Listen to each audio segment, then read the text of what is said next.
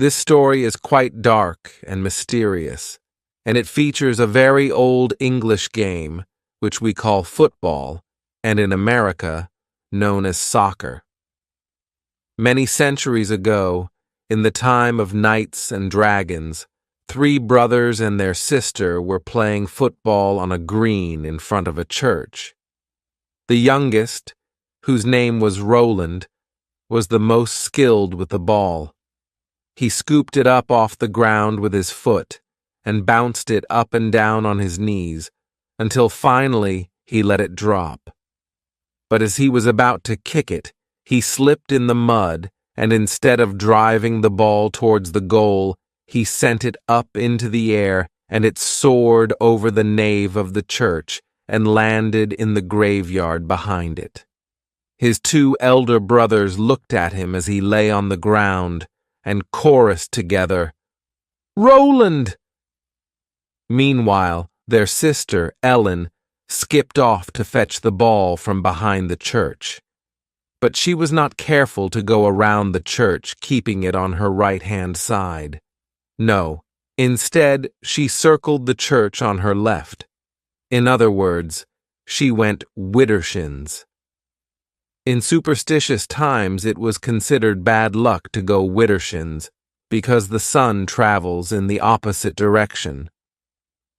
The 3 boys waited for their sister to return from behind the church, and then they waited some more, but she did not come back.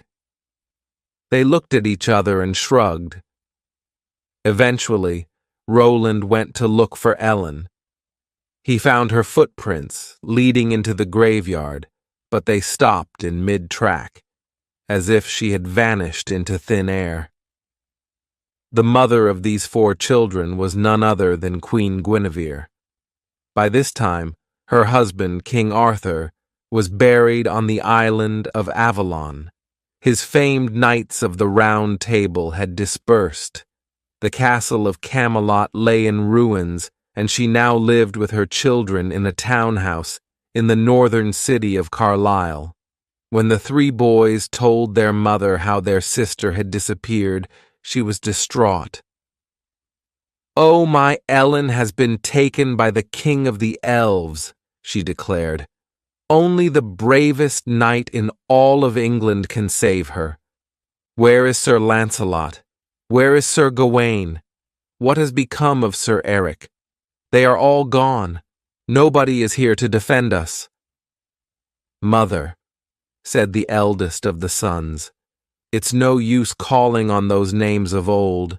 They are long gone, but do not despair. I shall travel to the land of the elves and rescue my sister." "No, no," pleaded Guinevere. "I cannot lose another child." But what son of Arthur could leave his sister at the mercy of the elves? Young though he was, he mounted his steed and set off on a quest to rescue Ellen. He departed over the hill and did not return. For a whole year he was absent, and still they received no news of him. And then the day came when the second eldest son mounted his steed and swore that he would bring back his lost siblings. Guinevere cried and begged him not to go, pleading, "I must not lose a 3rd child." But all in vain. He was, after all, a son of Arthur, and the knight's code was deep inside him. And so the second son disappeared and did not return. A year passed, and the last and youngest of the family, Roland, came to his mother and said, "Mother, I see how you grieve every day for my sister and my 2 older brothers. You think that you shall never see them again. But have faith. I tell you, you are mistaken, for I shall rescue them from the land of the elves." "No, no, this cannot be," pleaded Guinevere. "Is it not enough that I have lost a husband and 3 children? You are all I have left. Do not leave me." But Roland was a true son of King Arthur, and he could not turn his back on a challenge. "Dear mother," he said, "do not worry. I will enlist the help of father's most trusted friend. If I follow his advice, I cannot fail, for he knows more than any other person about magic, fairies, and elves." And his mother knew exactly whom he was referring to, none other than the famous wizard, Merlin. After the passing of King Arthur, Merlin retired to live deep in the woods where he kept a log cabin. In the woods, he could find most of what he needed to experiment with medicines and spells. The children of Guinevere and Arthur were among the few people who knew how to find him, because he had been their teacher. The wooded hillside was teeming with magical beings. Roland knew, because Merlin had taught him, that a rabbit or a deer might contain the soul of an enchanted princess. There were fairies there too, and sometimes they bewitched human beings and kept them prisoner for 100 years. Fairy kidnappings did not happen often, but as Roland led his horse along the woodland path, he kept his hand on the hilt of his sword, just in case. He found Merlin sitting at a table outside his hut. The old wizard was sorting through some mushrooms, picking out the most magical, and making sure that he had not picked any that were poisonous. When he saw King Arthur's youngest son, he greeted him, and went inside to prepare a welcome drink out of herbs and berries. Then they both sat down at the oak table. Roland told him how his sister had disappeared behind the church, and how his 2 elder brothers had departed to rescue her, but had not returned. "I must succeed where my brothers have failed, or else I shall break my mother's heart. This is why I have come to you, my father's most trusted friend and adviser. Merlin, if you make me a knight of the Round Table, I am certain to achieve victory." But Merlin shook his head and said, "You must earn your spurs before you can become a knight. I shall give you the title Child, which applies to one who seeks the honor of knighthood. If you travel to the land of the elves and bring back your sister and your 2 brothers, only then can I dub you with the title Sir that belongs to a true knight." "Thank you, Merlin," said Child Roland. "I shall succeed by the grace of God. But do you have any advice for me? From the moment you enter the land of the elves to the moment you depart, no food must pass between your lips, not a crumb, not a morsel, no matter how hungry you are. If you obey this rule, I believe that you shall succeed where your brothers failed." "Thank you," said Roland. "I will do my utmost to be worthy of your faith, and now I must be on my way." And Merlin replied, "Hold on a moment. Before you go, I have something to give you. Wait here." Merlin went into his hut and returned with a magnificent weapon. "This was your father's sword. Its name is Excalibur, and it has never struck in vain." Child Roland went down on one knee and thanked the wizard for the great gift. Now he knew that he had the wizard's trust. He set off in search of the land of the elves. He rode along dusty roads, over crooked mountains, and across ominous moors. He passed many nights out in the open, cold, wet, and hungry. Eventually, he reached the land of the elves. There he met magical people who were not so different from human beings, only much larger, including those who looked after cows, horses, and pigs. He asked them all for directions to the castle of the king, and they all claimed that they did not know the answer to his questions. He suspected that they were lying and rode on. Eventually, he met a woman feeding her hens. "Well, young lad," she said, "if you wish to meet our king, you must ride 3 times around the green hill. Be sure to travel widdershins. Each time you go around, you must call out, 'Open up! Open up! Let me in!' And eventually the door of the castle shall open for you. But beware of the king of the elves. He keeps little human beings captive in his castle, he does." "I can take care of myself," said Childe Roland, tapping his father's sword, Excalibur, that had never struck in vain. "Here, laddie, take some of these eggs, for you look half-starved." Childe Roland looked at the eggs greedily, and he was about to accept the gift when he recalled Merlin's warning not to eat any food while he was in the land of the elves. "Thank you for your help, but I have no time for food," he said, and he rode off in the direction of the green hill. Just as he had been told, he rode around the hill 3 times widdershins and called out, "Open up, let me in!" And eventually, just as the woman had said, a door opened up. He tethered his horse to a tree trunk that was hollowed out, with a hole in it that gaped like a dead mouth. Then he passed through the door into the hillside. At first, he found himself in an arched tunnel with an eerie light that did not come from either windows or candles. He walked along the tunnel until he came to some double doors which he pushed open.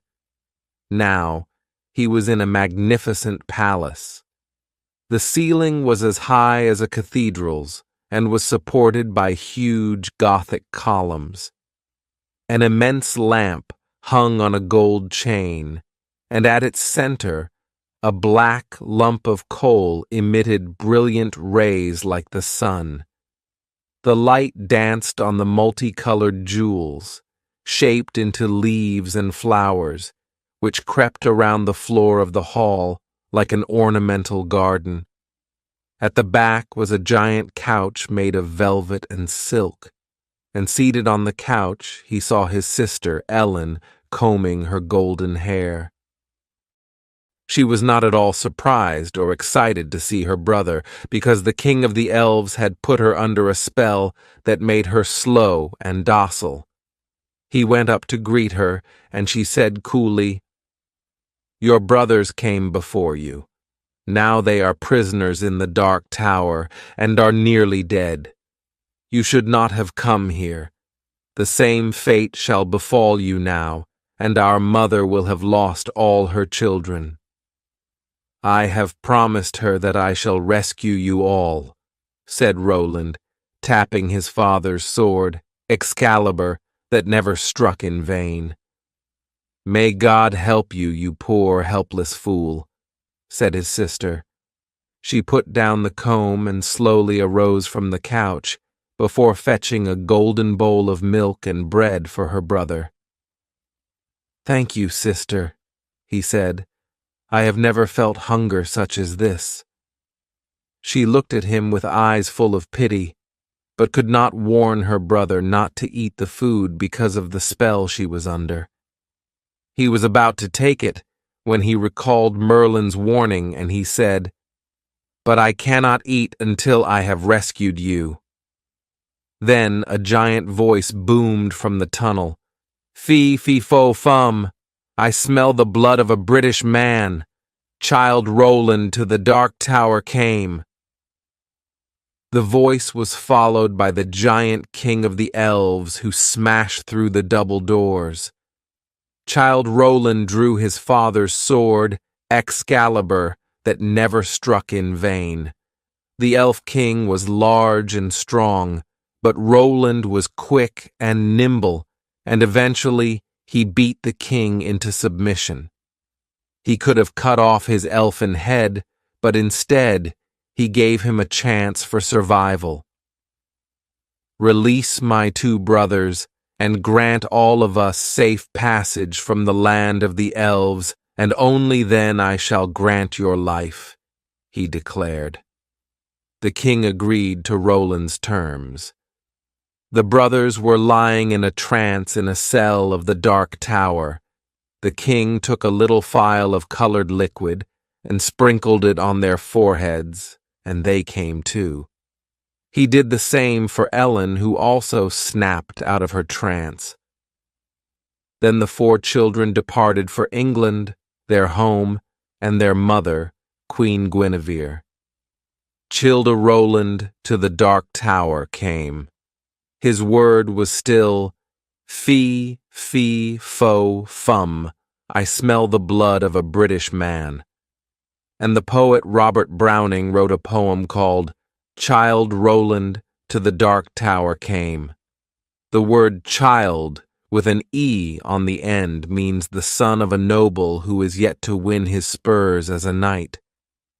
The tale does not tell us how old Roland is, but we do know that he is the youngest of the children. The traditional story ends with Roland defeating the Elfin King in a sword fight and rescuing his siblings. We wondered what happened next to the children of King Arthur. Tradition does not tell us, so we decided to use a little imagination to fill out some of the blanks. The four children of Arthur departed from the dark castle. They had 3 horses between them. Ellen, who had arrived at the castle by the king's elfin magic, did not have her own mount. She sat sideways behind Roland on his palfrey. A palfrey is a kind of aristocratic horse used in the Middle Ages. It does not trot, but ambles with a long, smooth step. The way home led them along a high pass between 2 crooked mountains. Dark clouds hung not far above them, threatening a cold drenching of rain. Ellen hung onto Roland's belt made of metal chain that was wrapped twice around his scrawny waist. Their father's heavy sword, Excalibur, hung from the same belt, inside a scabbard studded with jewels.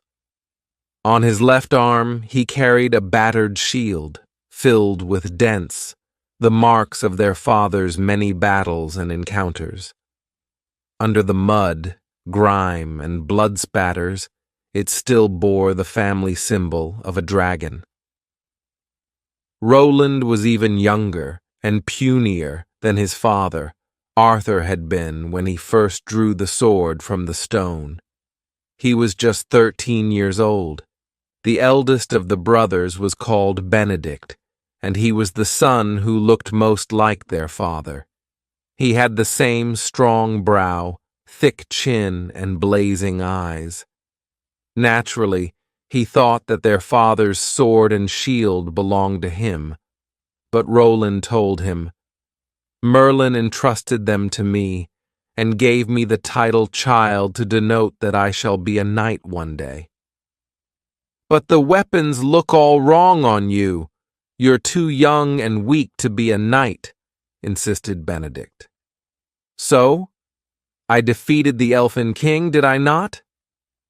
And so, they rode on. They came across the stone hut of an elfin shepherd who looked after sheep and goats. The middle brother, Edmund, said, "Wait here. I'm going to buy some milk and cheese off this elf."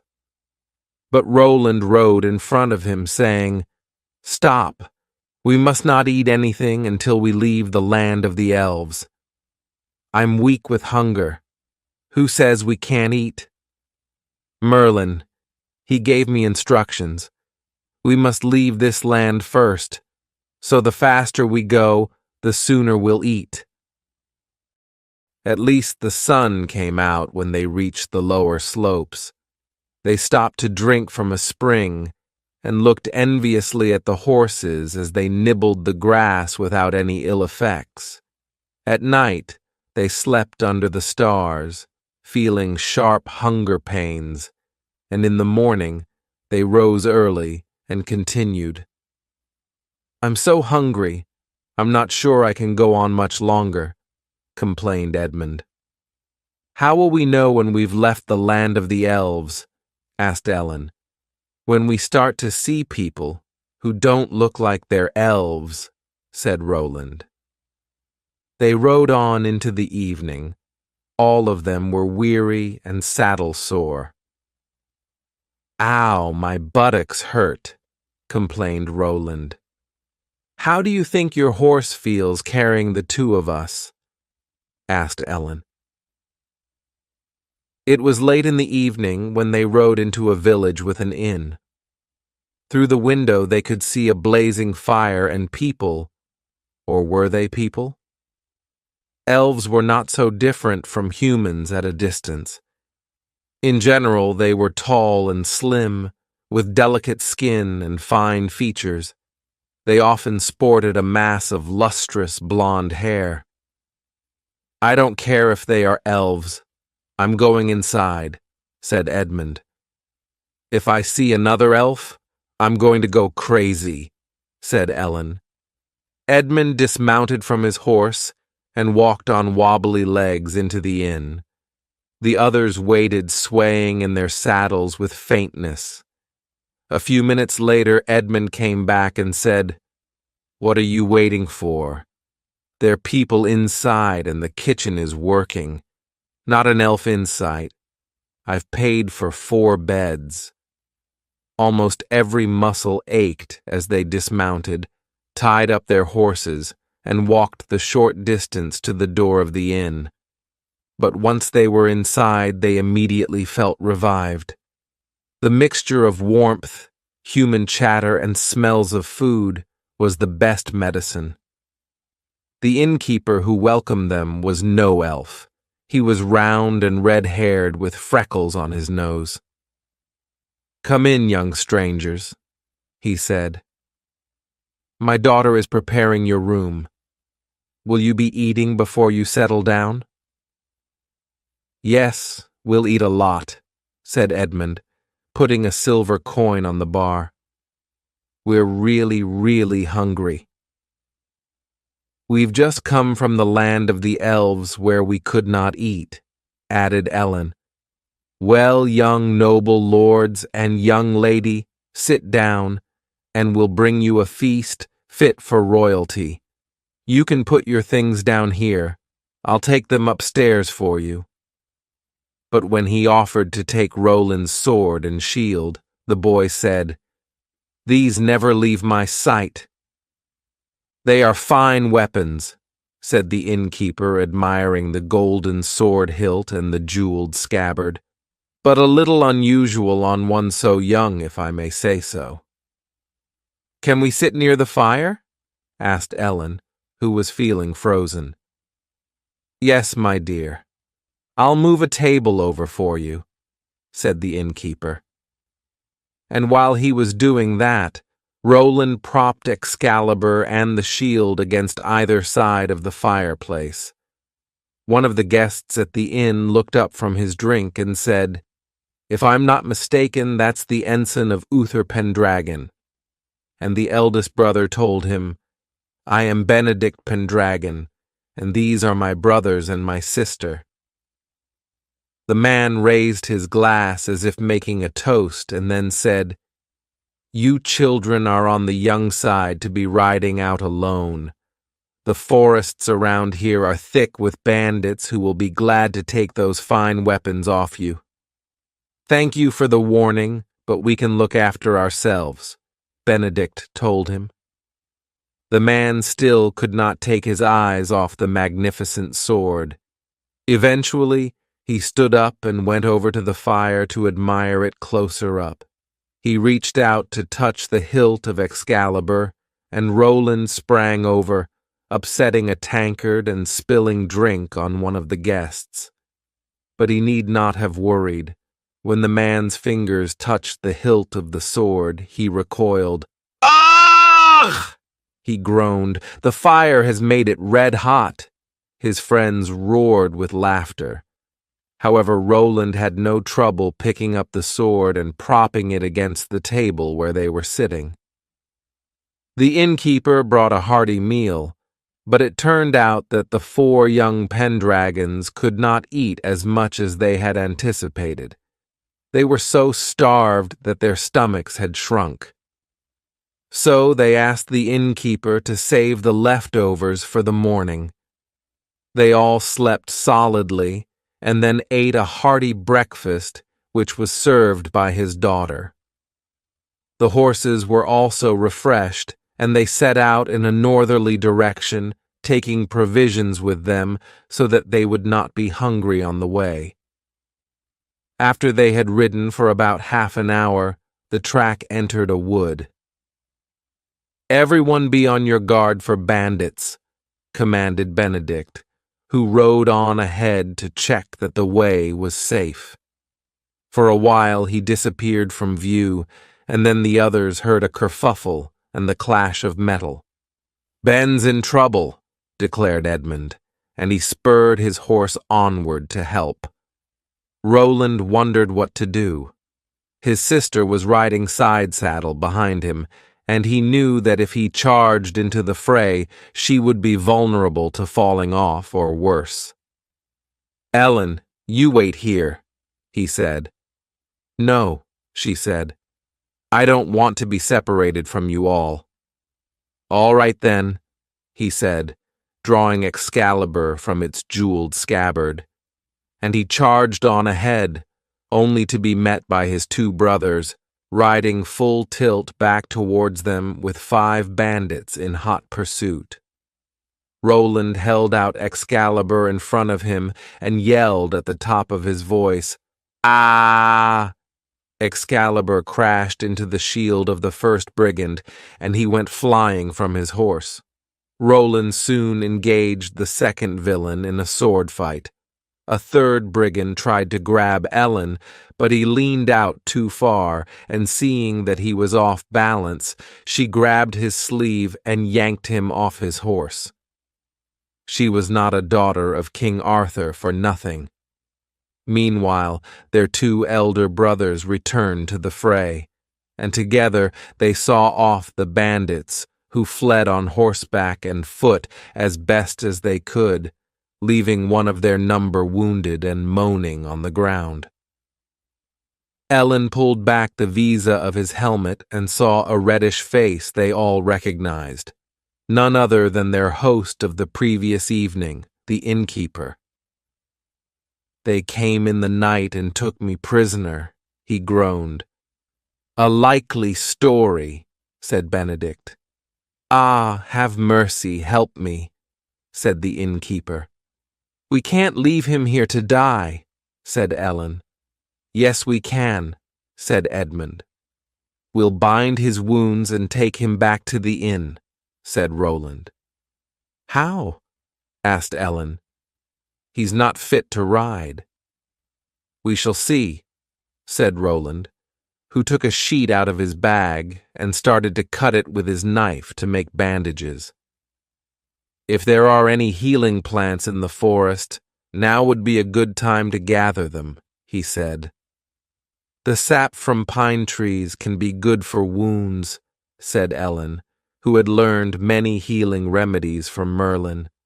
"But first we need to clean the wound."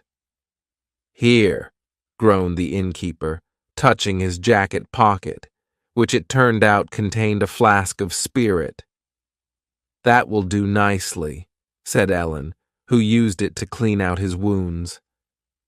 Of course, the alcohol stung dreadfully, but the pain was worth it. Then Ellen and Edmund went to collect pine sap, which they used to seal up the worst wound before binding it with the torn sheet. Merlin had taught them well, not just to inflict wounds, but to heal them up. When all was done, the innkeeper was just about strong enough to clamber onto Roland's horse, with some help from the boys. They walked the horse back to the inn, with many a groan and moan from the innkeeper. Occasionally, he let out a blood-curdling oath. I think he's going to live, said Ellen with a wink. When they reached the inn, Roland went inside to break the news to the innkeeper's daughter. "Father!" she screamed and came running out. He was propped up by Benedict and Edmund on either side and managed to limp inside. Fortunately, there was a bedroom at the back of the inn where he could lie down without having to tackle the stairs. The boys stood outside the room. "We're helping the man who tried to rob us," complained Benedict. "A true knight shows compassion even for his enemies," declared Roland. "Well, I think we've done enough. We should leave now," said Edmund. But Ellen came out of the sick room and gave the boys a list of plants to buy in the market. She needed them for medicine: radish, bishopwort, garlic, wormwood, and hollow leek. They boys stored some of their valuables, including their shields and helmets, in their room. "I feel uneasy. Don't trust this place," said Benedict as he closed the door. "Don't you remember?" asked Roland. "Merlin taught us a locking spell." He took out his dagger, and with its sharp edge, he cut a lock of hair off his brother's head. He used it to tie the door latch. "Only you can open it now," he said. "I hope so," said Benedict. In the story so far, Roland, his two elder brothers, and his sister Ellen have left the land of the elves. Back in the land of the humans, the first place they come to is an inn where the innkeeper and some of the guests take a keen interest in Roland's sword, Excalibur. When the four young ones move on, they are ambushed in the woods by robbers. They fight off their attackers, who leave behind one of their number wounded on the ground. It turns out that the wounded man is the innkeeper. Even though he has attacked them, they tend to his wounds and take him back to the inn where Ellen and the innkeeper's daughter take care of him. Ellen has sent her brothers out to buy some medicinal herbs. The boys rode into the town, found plenty of common herbs on the market stalls, including nettles, wild primrose, and cowslip, but plants on their sister's list were harder to find. "Good lady, do you sell bishopwort?" asked Edmund to one storeholder. "Bishop what?" Edmund shrugged. "It's got purple bells and it's good for aches and pains," said Roland, who had been an attentive student of Merlin. The two women behind the stall looked at each other. "Sounds like Bettany," said one. "Yes, I remember now. That's another name for it," said Roland. "Well, we don't have any. We also need some wormwood and hollow leek." "What do you need those for?" "Medicine," said Edmund. The market woman scrutinized his face as if she was looking for some mark or special feature. "You must be those young noble wizards everyone is talking about," she said. "We are the children of Arthur Pendragon," he said. "We are not wizards. We are apprentice knights." "So you want to be like them knights of the Round Table? We remember those times. Dark days they were. Dragons, elves, forever wars, always fighting." "How dare you say such things?" asked Edmund. "Those years were the most glorious in history. The noble knights of the Round Table lived without villainy or treachery. They protected the weak and defenseless. They helped widows and orphans. They sought the Holy Grail, and we shall continue their good work." "Well, you won't find them magic herbs here. You best try the nuns. They grow all sorts of strange plants in their medicine garden." And indeed, the boys were able to buy what they needed from the convent that was outside the town. The nuns blessed the healing herbs and asked the boys to kneel so that they could sprinkle holy water on them. Then, as it was getting late, the boys rode back as fast as they could to the inn, carrying the medicine. For the next few days, Ellen and the innkeeper's daughter, who was called Titha, tended to the wounded innkeeper. Ellen boiled the herbs into a paste and used them as a soothing ointment.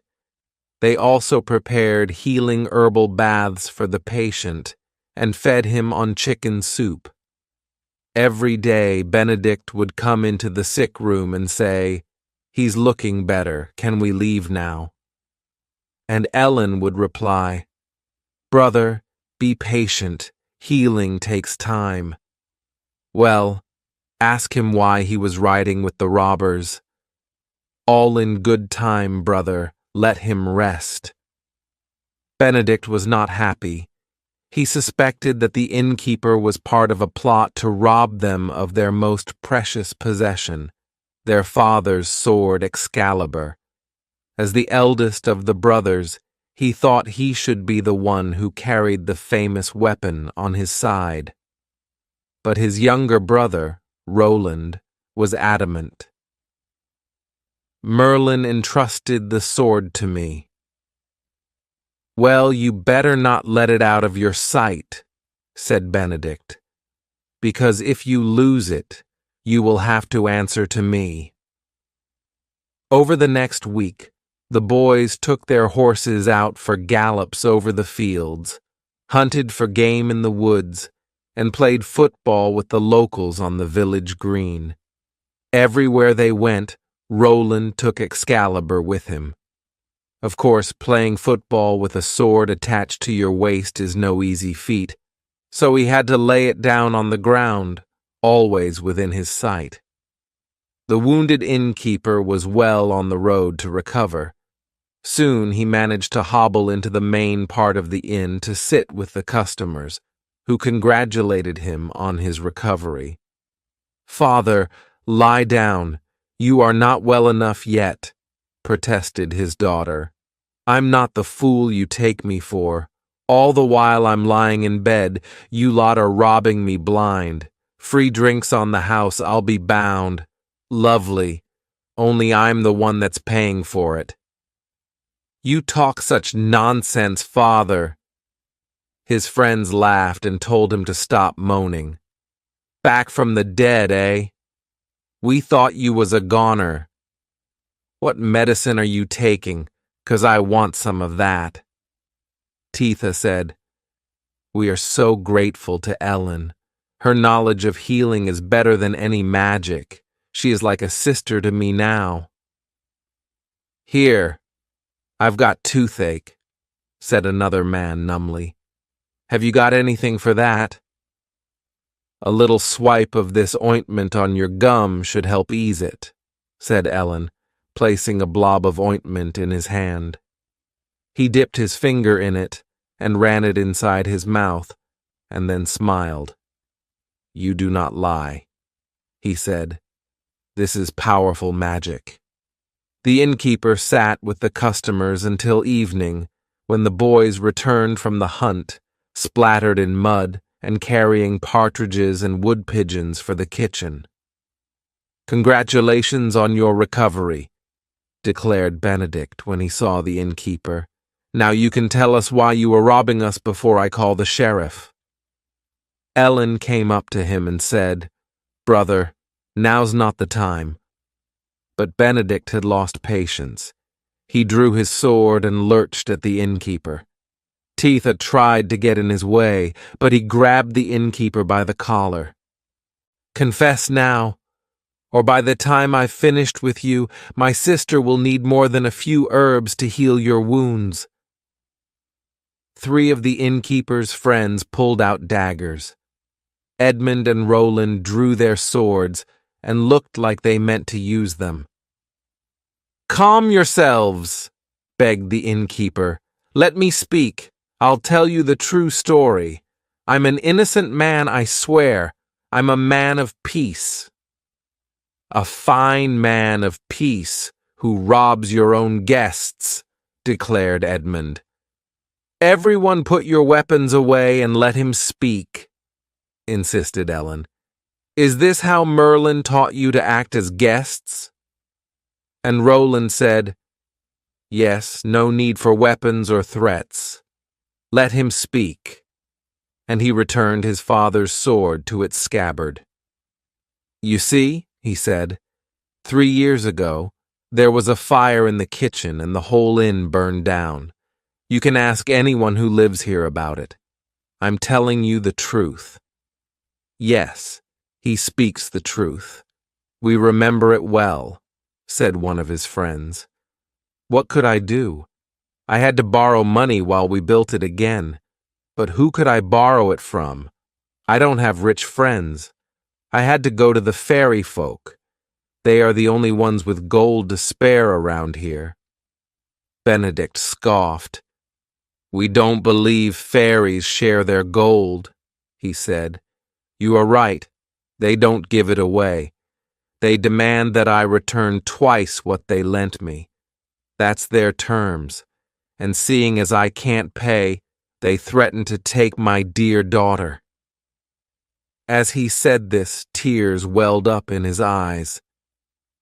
The very night that your young noble came to my humble inn, the fairy queen came to take Titha. I begged her majesty, no, not her, do not take Titha. I love my child more than my own life. Take me instead. For a long time, the queen insisted on taking Titha to the land of the fairies, but after I begged and begged, she relented and took me instead. A fine story, said Benedict, but it does not explain how you came to join the robbers. I, and all the men who attacked you, were prisoners of the fairies. They force us to rob travelers to repay our debts to them. We have no choice. They use magic to make us commit these crimes. Benedict looked at his younger brothers and sister. Do you believe this fairy tale? Yes, said Ellen. He seems like a good man to me. I've never heard such nonsense in my life, said Edmund. Benedict turned to Roland. And what do you say, young brother? It sounds like a made-up excuse, he said. But anything is possible. After all, so many strange things have happened in this world recently. A true knight does not need petty revenge. Let's leave in the morning. This man can answer to God if he is not telling the truth. And so, they let the inn's cook prepare the game they had caught, and after eating an excellent meal, they retired to bed for one last night under the roof of the inn. We'll continue the story in just over half a minute's time, but first our writer, Bertie, is here to tell us about some modern magic called artificial intelligence. So, Bertie, do you think artificial intelligence could write better stories than yours? Well, that's not for me to say.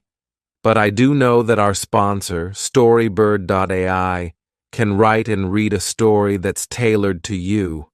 You can give it your name and 3 things you are interested in, and it will come up with an original story and read it out loud. It's fun.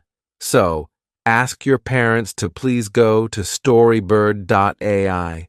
Kids with the best stories can even win $1,000. So, go to Storybird.ai to create your own podcast story. That's Storybird.ai. Remember Storybird? It lets you get stories just for you. They rose early in the morning just as the cockerel was crowing. The boys saddled up the horses. Ellen wanted to wish goodbye to Titha. She knocked softly on her door, but there was no reply. When she could not find her in the kitchen, she returned to Titha's room and pushed the door open. Inside, Her friend's bed was empty, and on the pillow lay a green sprig of clover with 4 leaves. Ellen picked up the clover and ran to the innkeeper's room on the ground floor. Titha's father was sitting on the bed. "I had a bad dream. I feel something is wrong," he said. "Titha is not in her room. I found this on her pillow," reported Ellen. She unfolded her fingers and showed the clover to Titha's father. "My terrible dream has come to pass," he said. "The fairies have taken Titha." The 4 children of King Arthur and Queen Guinevere gathered in the stable to decide what to do. Roland said, "We have enough gold. We can repay the innkeeper's debt to release Titha from the fairies." But Edmund, the middle brother, held out his hands and said, "Don't you see? This is an obvious trick. Titha has probably gone to stay with a relative. They concocted the whole story to deceive us into giving them gold."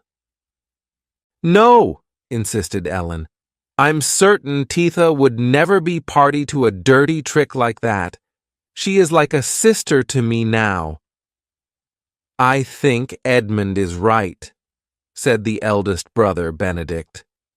"We must not give them gold. It's a trick." Ellen, her eyes full of tears, said, "Roland, you won't let the fairies keep Titha, will you?" "I have more than enough gold coins," said Roland, "but I won't hand any over to the innkeeper. I shall go to the woods and exchange the gold for Titha myself. That way I shall find out if the whole story is true or just a wicked lie." "Oh, Roland, thank you. At least you are a true knight," said Ellen, and then turning to her other 2 brothers, "You will go with him to protect him, won't you?" "No," said Benedict.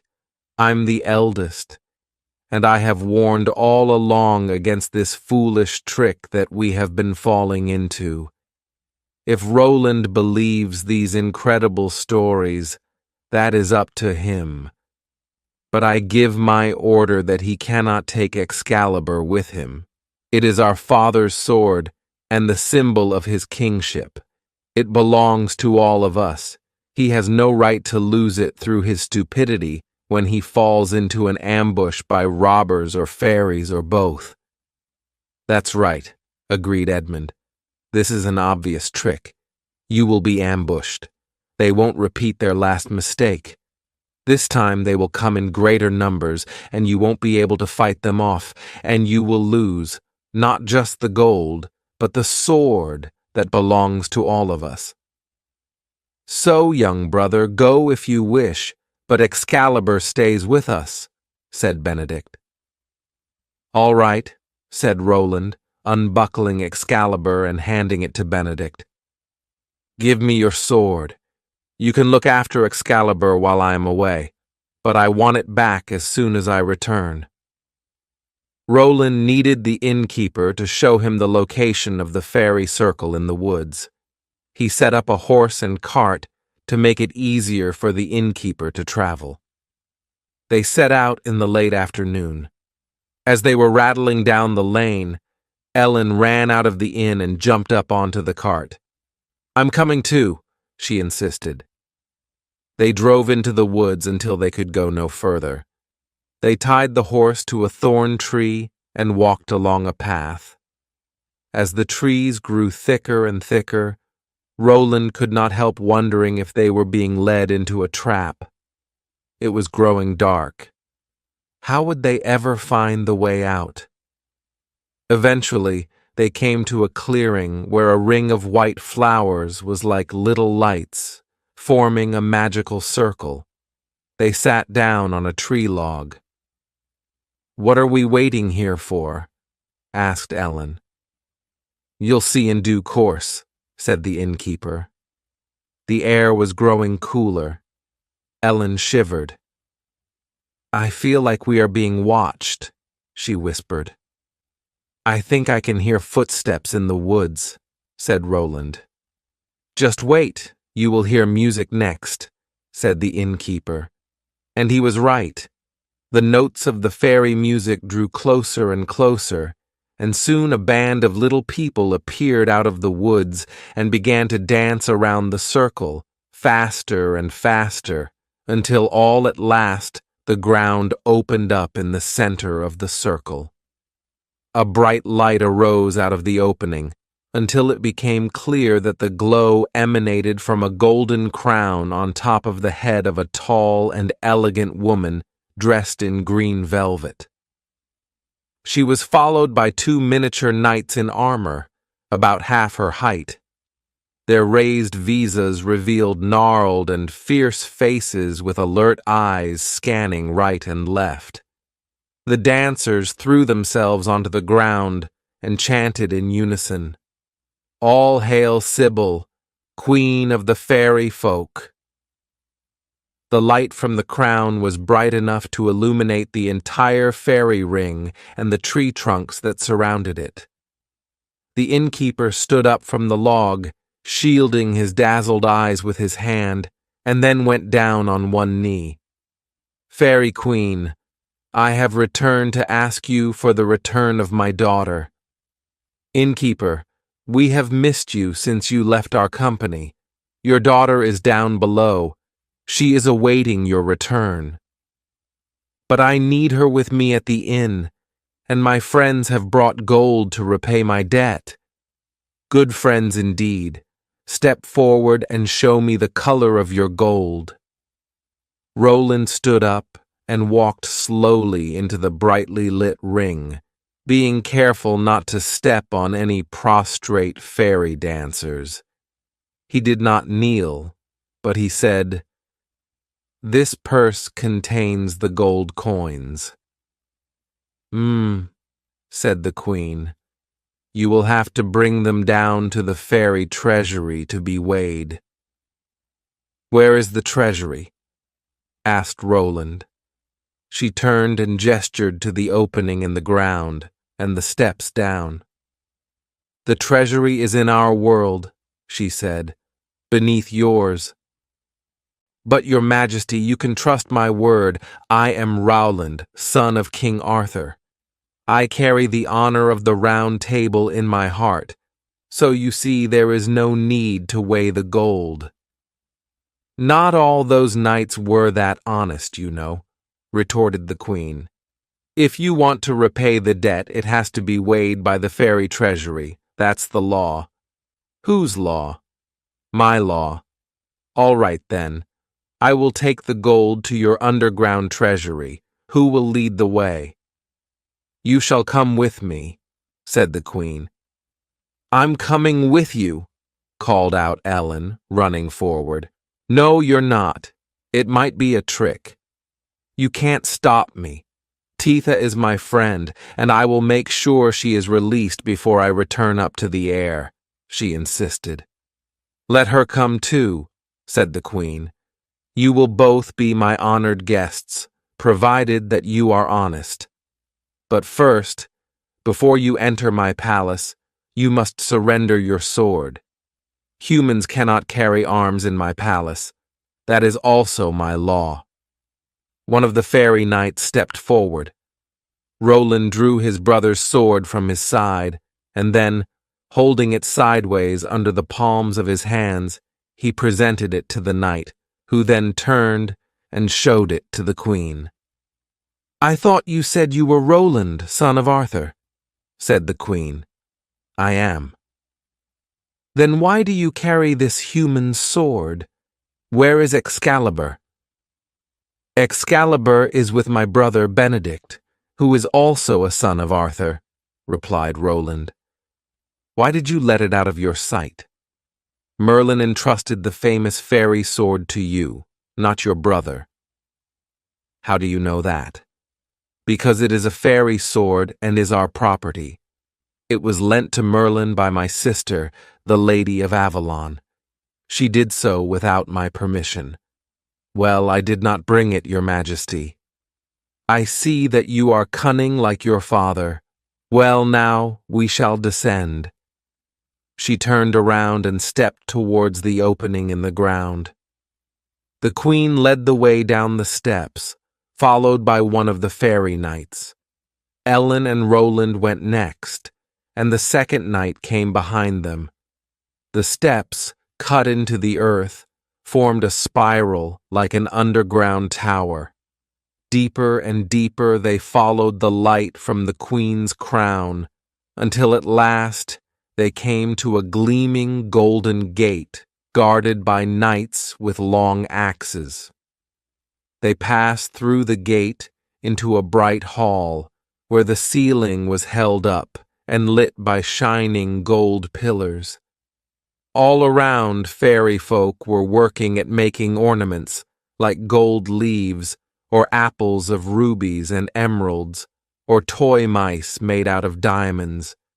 Then they walked through the hall, before descending more steps, deeper into the ground. Eventually they came to a much smaller chamber, in which sat 3 old men with crumpled faces. "These are the fairy bankers," said the queen. "They will weigh your gold." Roland handed over the purse to one of the bankers. He emptied 3 gold coins onto the table. He looked up at the queen with his heavily lidded eyes. "Your Majesty, there is insufficient gold to repay the debt. This human gold only weighs half of our fairy gold. We need twice as many coins." "So," said the queen, pointing a long finger at him, "you tried to deceive me, eh? You are a faithless fraudster like your father. Now you are my prisoner." "Your Majesty," replied Roland, "you have not weighed the gold. No need for weighing. We can see there is not enough. Your Majesty, you said that it was the law that the debt must be weighed. Is this fairy justice? You don't follow your own laws?" The queen nodded. "It can be weighed if you wish. It will not make any difference." The banker put 3 pieces of fairy gold on one side of the scales and Roland's 3 pieces on the other. "Your Majesty," said the banker, "they are in balance." "What kind of trick is this?" demanded the queen. "Your Majesty, there is no trick. You lent the innkeeper fairy gold, and I have returned fairy gold. The debt is paid. My character does not know deceit. I am as honest as my father." "And from where did you steal this fairy gold?" "The king of the elves gave it to me," said Roland, "as a parting gift when we left his dark tower." And Ellen said, "We've paid the debt. Now please will you release Titha?" "You have indeed repaid the debt," said the queen. "I shall show you Titha. We have grown quite fond of her. You will see that she has enjoyed a most comfortable stay with us." They followed the queen along a corridor to another room, in which they found a dining table, laid out with fine foods and drink. "We cannot send you home without trying some of our fairy cuisine," said the queen. And then turning to one of the guards, she said, "Fetch the prisoner Titha, so that she may join us for supper." They took their seats around the table. While they waited for their friend, the queen explained what the foods were. There was bread with butter from buttercups, milk and cheese from milkweed, sweet-smelling honey, of course, many berries, grasses, and herbs, some of which were recognizable, mushrooms of the forest, lark's tongues and hummingbird hearts, and dainty cakes and pastries.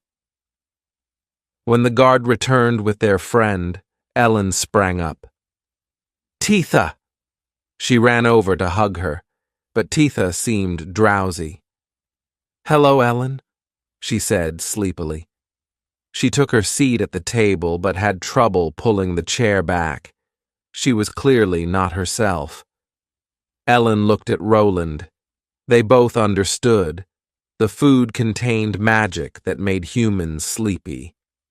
It was the same trick that the Elfin King had played. The Queen said, "Do not be shy. You must be hungry after all of your adventures." Roland replied, "Thank you, Your Majesty. I don't have any appetite." "Come, a growing boy like you needs to eat if you want to be strong and fight off your enemies." And Ellen, adopting a sisterly tone, said, "Roland, have you been a good boy and taken your tonic today?" "Tonic?" asked Roland. "Yes, your tonic," said Ellen, handing him a little glass bottle. 3 drops in your water before every meal. You know what Merlin says, prevention is as good as a cure. She turned to the Queen and said, "He never has any appetite until he's had his tonic." Roland, not sure if he was understanding his sister's meaning, sprinkled 3 drops in his cup of water. "Now drink it all down," insisted his sister. Then, when he handed back the bottle, she gave 3 drops to Titha and put 3 drops in her own water. "Wonderful," she said when she had drunk her own tonic. "Now we can eat." She reached out and put some of the food on her plate. Roland followed her cue. He ate as slowly as possible and as little as was polite. Ellen, meanwhile, took several cakes, and even Titha seemed to wake up and had an appetite. The Queen watched them. At length she said, "I expect you will be feeling tired. Would you like to lie down and rest?" "Thank you, Your Majesty," said Ellen, "but it's time for us to be going. Titha's father and our brothers will be worried on our account." "Yes, we are ready to leave now," said Roland. "But you look so sleepy," said the Queen, "and it's well past bedtime." "Your Majesty," said Roland, "I have never felt so wide awake. We have paid the debt of fairy gold. Now let us be on our way. You gave your word that we would be in no danger." "Well," said the Queen, "I am surprised by your attitude. Guard, escort these young humans back up to the human world. But if any of them grow weak or weary on the way, bring them back here for some rest." "Yes, Your Majesty," said the guard. But Ellen, Titha, and Roland did not grow weary on the way back to the surface. The drops of tonic had been brought by Ellen from the land of the elves. The drops were the same remedy for the magic sleeping potion that the king of the elves had used to revive them. And so, Titha was joyously reunited with her father, and Ellen and Roland told their brothers a most interesting true-life fairy tale.